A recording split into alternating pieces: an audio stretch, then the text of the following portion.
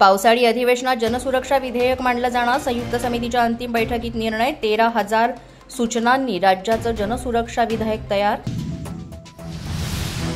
राज्यात विदेशी मद्य उत्पादन करणाऱ्या प्रत्येक उत्पादनकर्त्याला राज्यातील प्रत्येक प्रशासकीय विभागात एक आउटलेट सुरू करण्याची परवानगी मिळण्याची शक्यता. यासाठी राज्य मंत्रिमंडळाची उपसमिती स्थापन करण्यात आली आहे. भाजप नेते किरीट सोमय्या यांनी अकोला महापालिका आयुक्त आणि जिल्हा पोलीस अधीक्षकांची घेतली भेट. बोगस जन्मदाखल्यांच्या प्रकरणांची घेतली माहिती.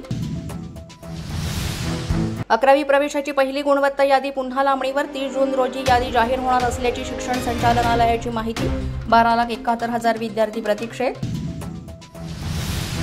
अभियांत्रिकी पदविका अभ्यासक्रमासाठी विद्यार्थ्यांचा उत्स्फूर्त प्रतिसाद पाहता अर्जासाठी 30 जूनपर्यंत मुदतवाढ. उच्च आणि तंत्रशिक्षण मंत्री चंद्रकांत दादा पाटलांची माहिती.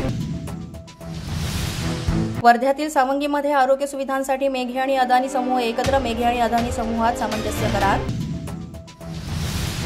नागपूरच्या जिल्हाधिकारी कार्यालयाच्या नवीन इमारतींच्या बांधकामासाठी 36 वृक्ष तोडण्यात येणार. नवीन 1700 वृक्ष जगल्याशिवाय जिल्हाधिकारी कार्यालयातील वृक्षांची तोड करता येणार नाही असा नियम असताना देखील ही वृक्षतोड झाली.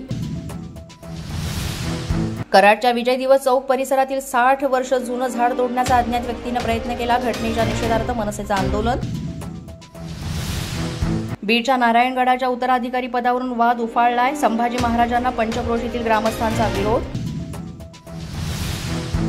धाराशिवमधील शक्तीपीठ महामार्गाची मोजणी प्रक्रिया थांबवण्यात आली. राजू शेट्टी यांच्या बैठकीत धाराशिव प्रशासनाचा निर्णय. शेतकऱ्यांच्या विरोधापुढे सरकार अखेर झुकलं. अशाच नवनवीन व्हिडिओसाठी पोलीस माझा न्यूजचं YouTube चॅनल सबस्क्राईब करा. तसंच आमचं फेसबुक, इंस्टाग्राम आणि ट्विटर अकाउंट फॉलो करा.